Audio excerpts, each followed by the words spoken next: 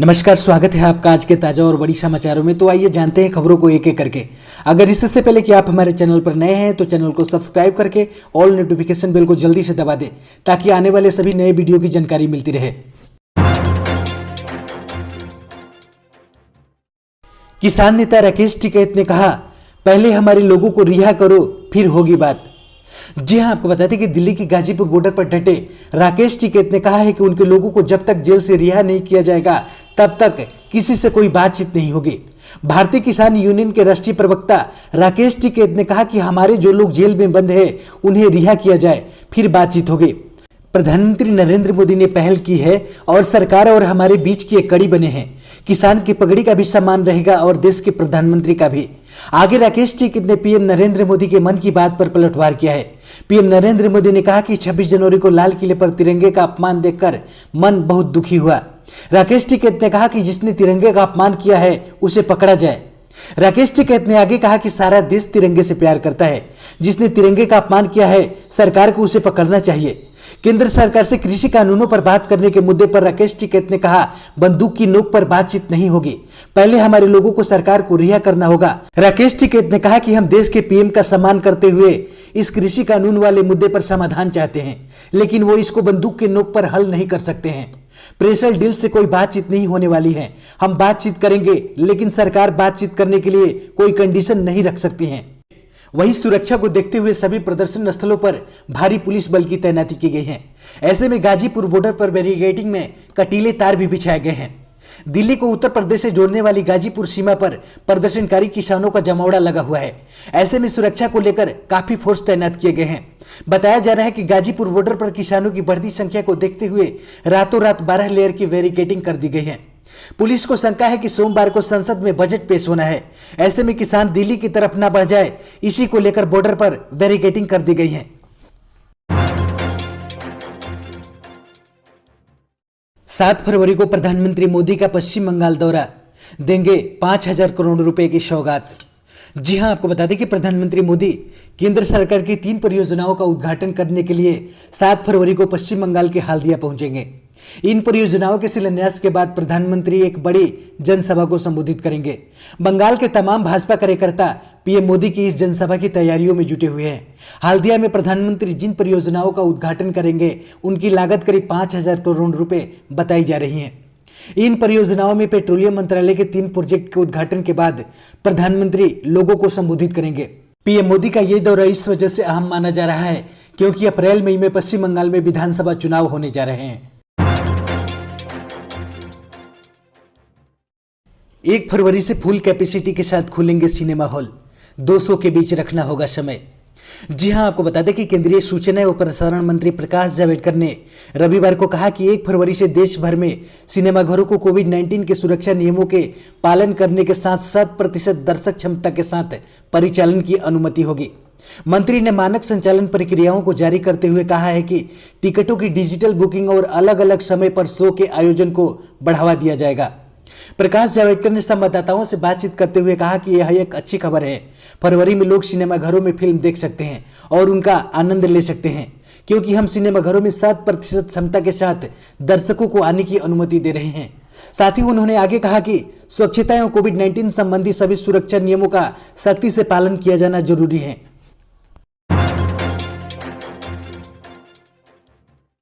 PM Modi ने प्रबुद्ध भारत के 125वें वार्षिक समारोह को किया संबोधित।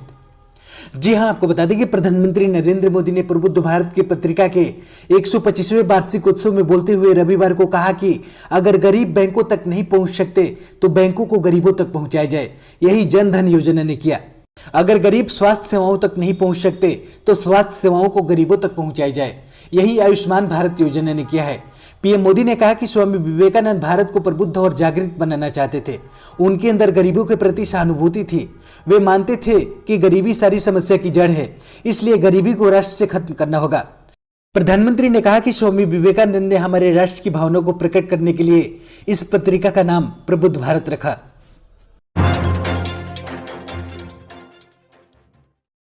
ममता बनर्जी पर बरसे अमित शाह, बोले बंगाल की धरती को रक्त रंजित किया। जी हां, आपको बता दें कि पश्चिम बंगाल में एक वर्चुअल रैली को संबोधित करते हुए गृह मंत्री अमित शाह ने राज्य के मुख्यमंत्री और टीएमसी अध्यक्ष ममता बनर्जी पर हमला किया।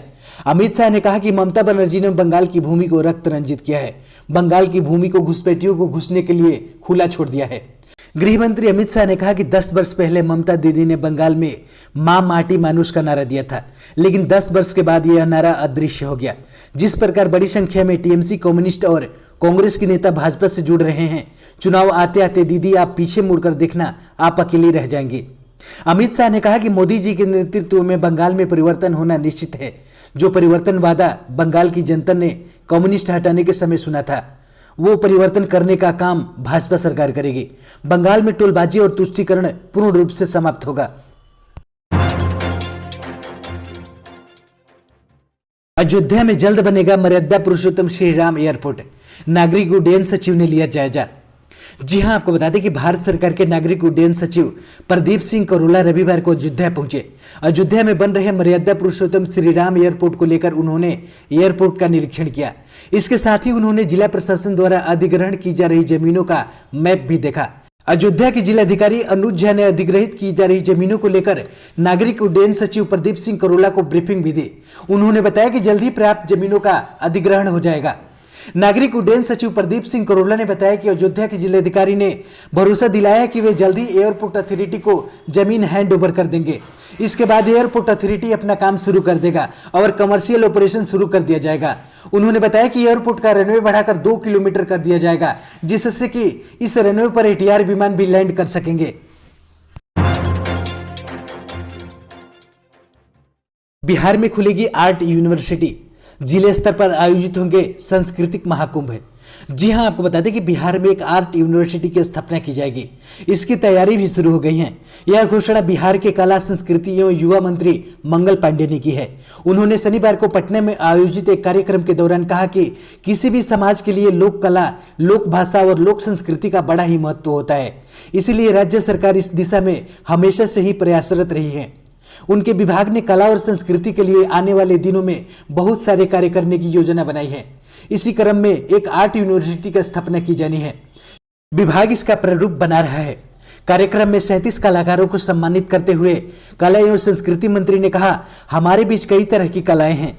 कास्ट, मधुबनी पेंटिंग, हस्तकला जैसी कलाओं को बिहार सरकार आगे बढ़ा रही है। आज बिहार की मिथिला पेंटिंग की चर्चा अंतर्राष्ट्रीय स्तर पर हो रही है।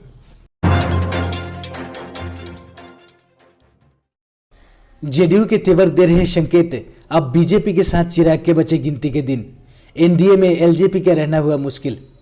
जी हां, आपको बता दें कि लोक जनशक्ति पार्टी के प्रति जनता दल यूनाइटेड के तेवर जबरदस्त हैं। यह तेवर संकेत दे रहा है कि अब भारतीय जनता पार्टी के साथ राष्ट्रीय जनतांत्रिक गठबंधन यानी एनडीए में एलजेपी के दिन गिनती के बचे हैं। एनडीए की बैठक में चिराग पासवान को न्योते पर जिस तरह से जेडीयू ने खुलेआम आपत्ति दर्ज कराई, उससे यह साफ पता चलता है कि बीजेपी के लिए एलजेपी को एनडीए में रखने के फैसले में काफी परेशानी होगी।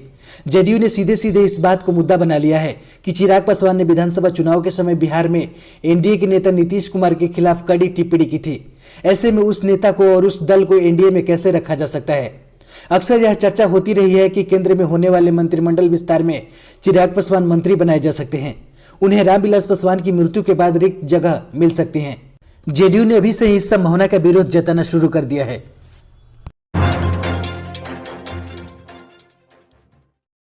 एक माह के बच्चों को भी दी जा सकेगी कोरोना वैक्सीन, अक्टूबर तक होगी तैयार। जी हां, आपको बता दें कि कोरोना वायरस वैक्सीन की खुराक बच्चों को भी दी जा सकती है।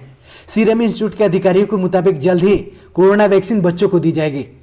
सीरम इंस्टीट्यूट ऑफ इंडिया के एक्जिम ग्रुप के डायरेक्टर पीसी नाम्बियार ने टाइम्स ऑफ इंडिया को बताया कि बच्चों को लगने वाली कोविड वैक्सीन इस साल के अक्टूबर तक तैयार हो सकती है। इतना ही नहीं, वैक्सीन को बच्चों को जन्म के 1 महीने के भीतर भी दिया जा सकेगा। सीरम इंस्टीट्यूट कोविशील्ड वैक्सीन बना रहा है। नाम्बियार ने यह घोषणा केरल के कोच्चि में एक कार्यक्रम को संबोधित करते हुए कही। उन्होंने कहा, यह वैक्सीन जो बच्चों को दी जाएगी वह आगे चलकर बच्चों के संक्रमित पाए जाने पर दवा के तौर पर दिए जाने के हिसाब से विकसित की जाएगी। पिछले 24 घंटों में कोविड-19 के 13,052 नए मामले।